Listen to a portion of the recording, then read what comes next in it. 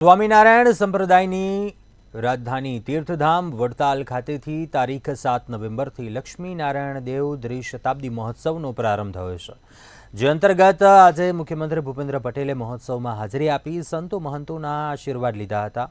ભગવાન સ્વામિનારાયણનો વિશ્વ કલ્યાણનો સંદેશો દુનિયાભરમાં પહોંચે તે ભાવના સાથે ભારત સરકારે ટપાલ ટિકિટ પણ બહાર પાડી છે, જેનું અનાવરણ ગુજરાતના મુખ્યમંત્રી ભૂપેન્દ્ર પટેલના વરદ હસ્તે કરાયું હતું, જેમાં ખેડા સાંસદ દેવુસિંહ ચૌહાણ, ધારાસભ્ય પંકજ દેસાઈ સહિતના નેતાઓ ઉપસ્થિત રહ્યા હતા।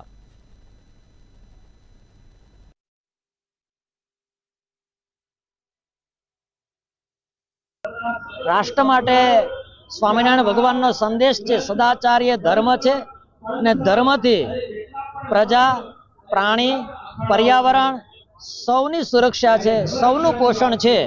તો આપણે આપણી જવાબદારીઓ અદા કરતા શીખવું પડશે।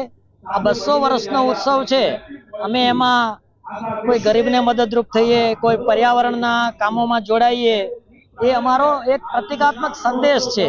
અમે 25,000 આંબા આપ્યા છે,